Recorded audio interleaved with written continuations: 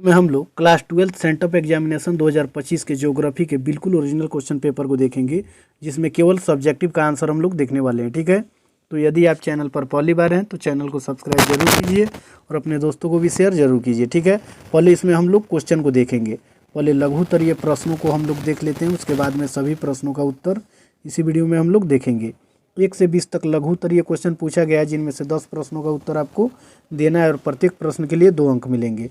तो पहला number question में पूछा हुआ है कि नव निश्चयवाद क्या है। ठीक है, इसका भी आंसर आपको इसी वीडियो में मिल जाएगा। दूसरा नंबर क्वेश्चन में है कि प्रवास से संबंधित किन्हीं 2 अपकर्ष कारकों का उल्लेख करें। तीसरा नंबर क्वेश्चन में मानव विकास के 4 प्रमुख घटकों के नाम लिखिए।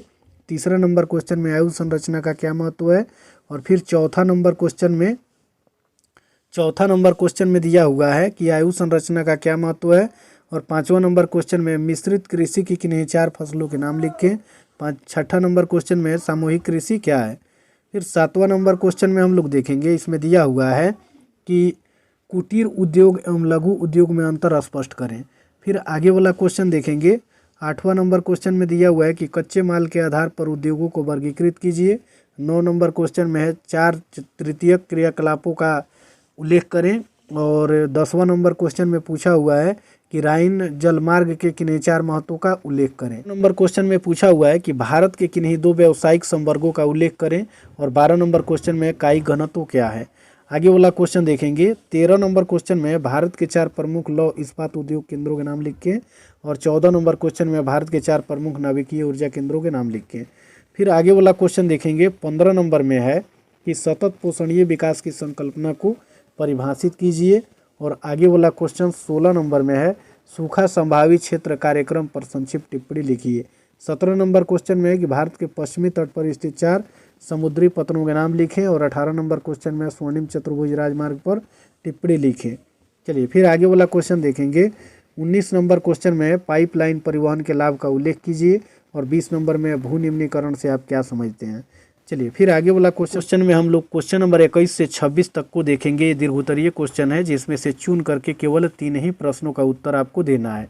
तो 21 नंबर क्वेश्चन में है कि विस्तृत वाणिज्यिक कृषि की विशेषताओं का वर्णन कीजिए। 22 नंबर क्वेश्चन में दिया हुआ है कि विश्व में जनसंख्या के वितरण को प्रभावित करने वाले भौगोलिक कारकों की विवेचना कीजिए। और आगे 23 नंबर क्वेश्चन में पूछा हुआ है कि अंतर्राष्ट्रीय व्यापार में पनामा नहर मार्ग के महत्व का वर्णन करें। 24 नंबर क्वेश्चन में भारतीय कृषि की समस्याओं की विवेचना करें। और 25 नंबर क्वेश्चन में दिया हुआ है कि भारत में लौ एस के वितरण का वर्णन करें। 26 नंबर क्वेश्चन में भारत का मानचित्र बनाइए और निम्नलिखित को प्रदर्शित कीजिए। तो इन सभी को प्रदर्शित करना है। अब हम लोग उत्तर को देखेंगे। देखिए, सबसे पहले क्वेश्चन नंबर 1 में हम लोग देखेंगे, इसमें दिया हुआ है कि नव निश्चयवाद क्या है। ठीक है, तो इसका उत्तर लिखेंगे कि मानव क्रियाओं पर प्रकृति का नियंत्रण प्रभाव होता है। ठीक है, मानवीय जो क्रियाएं होती है उन पर प्रकृति का नियंत्रित प्रभाव होता है, परंतु मनुष्य सीमित दायरे में निर्णय ले सकता है। इसे ही निश्चयवाद कहते हैं। ठीक है, चलिए फिर आगे वाला क्वेश्चन देखेंगे। 2 नंबर क्वेश्चन में है कि प्रवास के 2 अपकर्ष कारक क्या है। तो इसका उत्तर लिखेंगे पहला नंबर पॉइंट बना के बेहतर रोजगार के अवसर, और दूसरा में लिखेंगे बेहतर शिक्षा और स्वास्थ्य सुविधाएं। चलिए फिर तीसरा नंबर क्वेश्चन में है कि मानव विकास के 4 प्रमुख घटकों को लिखें। ठीक है, मानव विकास के 4 प्रमुख घटक। तो 1 नंबर पॉइंट बना के लिखेंगे शिक्षा, दूसरा 1 नंबर में स्वास्थ्य, दूसरा में शिक्षा, तीसरा में जीवन स्तर, और चौथा में समान अवसर और गरिमा। ठीक है, चलिए फिर 4 नंबर क्वेश्चन में पूछा हुआ है आयु संरचना का महत्व। तो लिखेंगे इसका उत्तर कि आबादी के आर्थिक रूप से सक्रिय, आश्रित और वृद्ध समूहों के अनुपात का पता चलता है, जिससे विकास योजनाएं बनती है, आयु संरचना कहलाती है। ठीक है, चलिए फिर आगे वाला 5वां नंबर क्वेश्चन को देखेंगे। इसमें दिया हुआ है कि मिश्रित कृषि के 4 फसलें। तो इसका उत्तर लिखेंगे कि मिश्रित कृषि के 4 फसलें निम्नलिखित है।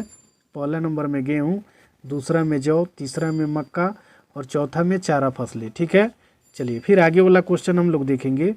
क्वेश्चन नंबर 6 में दिया हुआ है सामूहिक कृषि क्या है। तो इसका उत्तर लिखेंगे जब किसान अपनी भूमि, उपकरण और श्रम मिलाकर साझेदारी में खेती करते हैं तो इसे ही सामूहिक कृषि कहते हैं।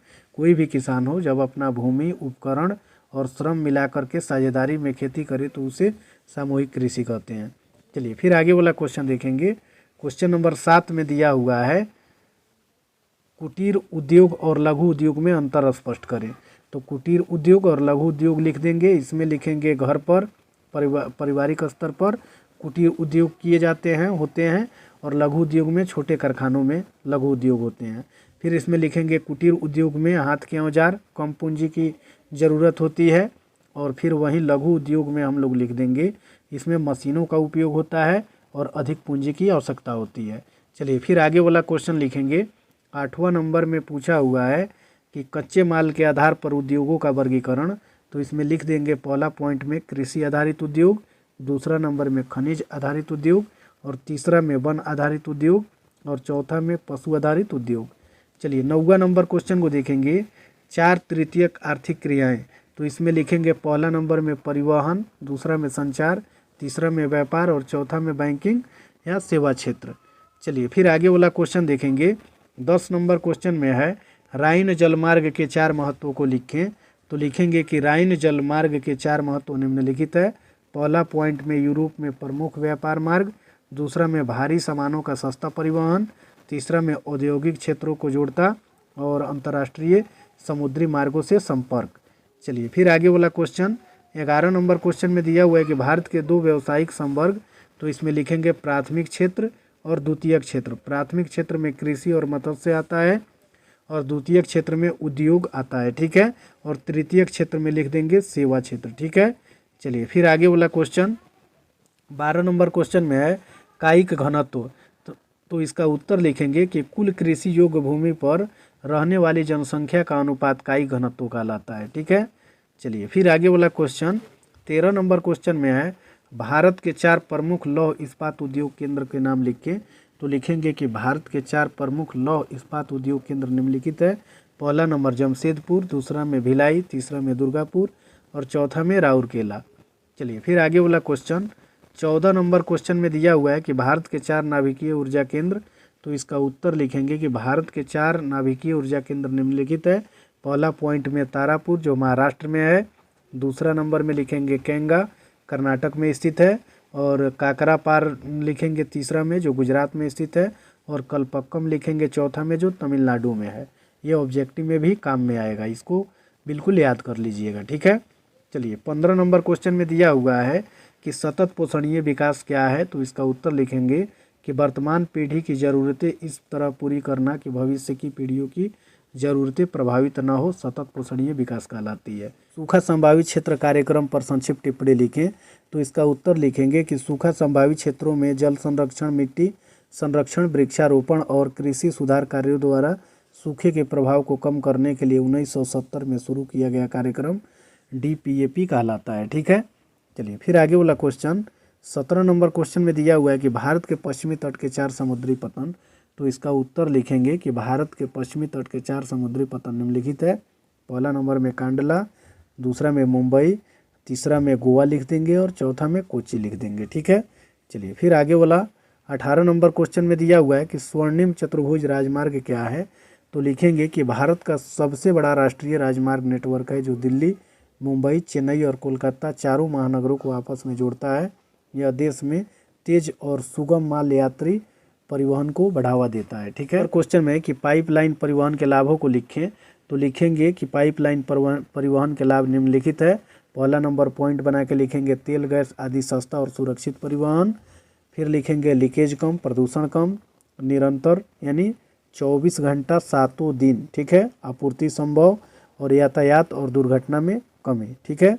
में दिया हुआ है कि भूमि निम्नीकरण का अर्थ क्या है। तो इसका उत्तर लिखेंगे कि प्राकृतिक या मानव कारणों से भूमि की उर्वरता और गुणवत्ता का घट जाना ही भूमि निम्नीकरण कहलाता है, ठीक है। चलिए फिर आगे वाला क्वेश्चन अब दीर्घोत्तरीय क्वेश्चन में हम लोग देखेंगे। उसमें दिया हुआ है कि विस्तृत वाणिज्यिक कृषि की विशेषताएं। ये 5 अंकीय क्वेश्चन है। तो इसमें हम लोग लिखेंगे इसका उत्तर कि विस्तृत वाणिज्यिक कृषि वह पद्धति है जिसमें बड़ी भूमि पर आधुनिक तकनीकों के सहारे अत्यधिक उत्पादन किया जाता है। यह मुख्य रूप से विकसित देशों जैसे कि अमेरिका, कनाडा, रूस और ऑस्ट्रेलिया में पाई जाती है। इसकी प्रमुख विशेषताएं निम्नलिखित है, ठीक है।